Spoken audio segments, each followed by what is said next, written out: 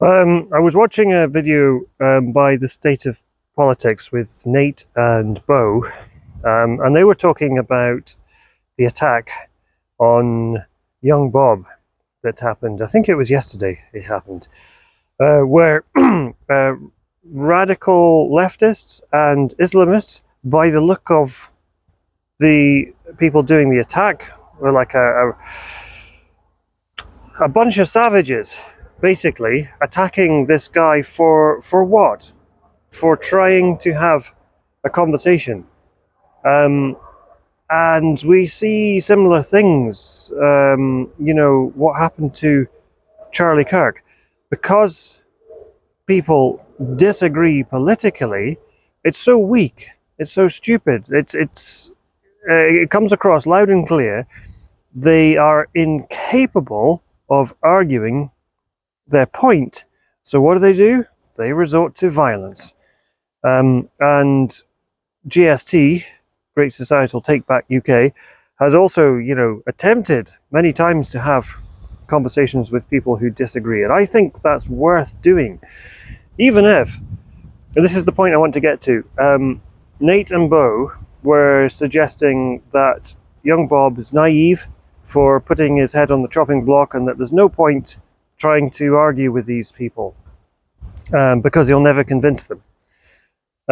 Now, I do agree that he should have burly young patriots at his side. Surely he has friends and people who would be willing to give up their time. If I live nearby, I'm not particularly young, but I'm reasonably fit and able, and just to have, like bodyguards, effectively, or security around him. He's attempting to have conversations, and yes, of course, I think it's unlikely that the people he engages with will be convinced, but the point is that he will be seen by many, and many of the ones who are looking out of curiosity will be fence sitters. And I think it's likely that he will convince people. And I'm sure that Charlie Kirk convinced many people that the opposing position was nonsensical and delusional. And it's pretty obvious when the conversation fails and then the end result is violence, that the people committing the violence are, they've admitting to losing the argument. And when it comes to many of the foreign invaders, for want of a better description, but I think that's partially accurate, the ones who promote the religion of peace, and who do not share our sense of protection towards our women and children, and they don't towards their own women and children. They wrap them up in burqas and niqabs and hijabs and all that stuff. I'm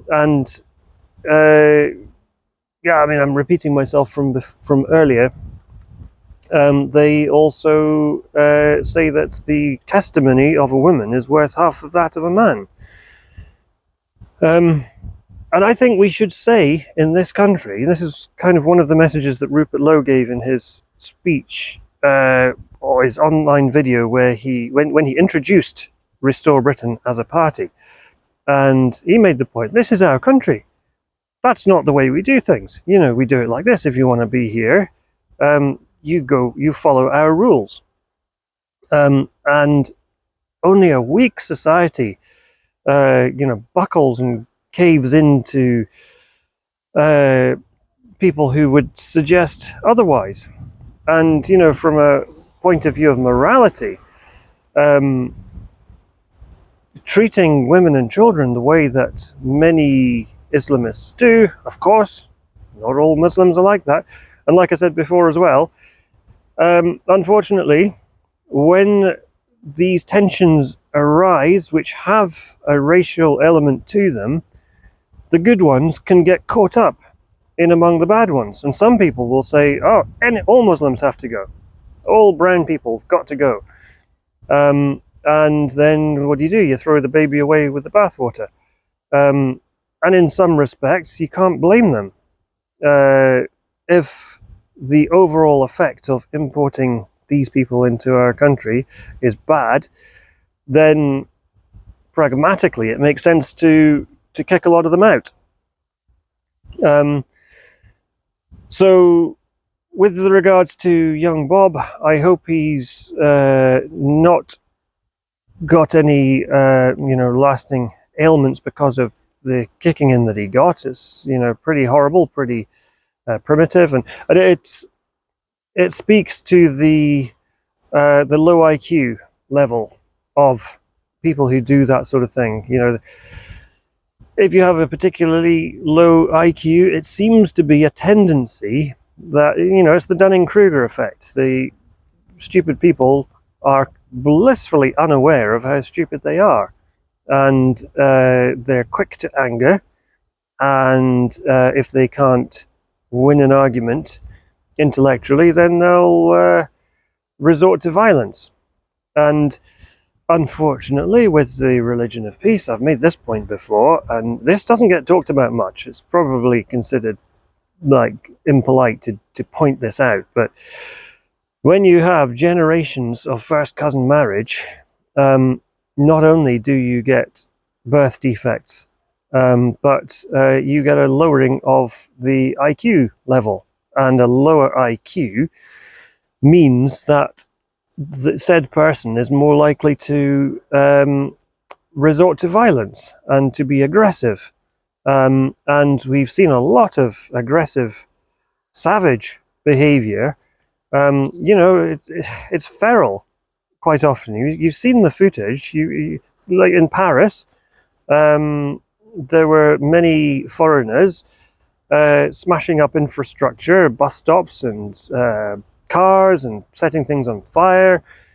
And we had these similar groups of feral youths, urban youths, whatever you want to call them, shoplifting. And you get other video clips of these black guys.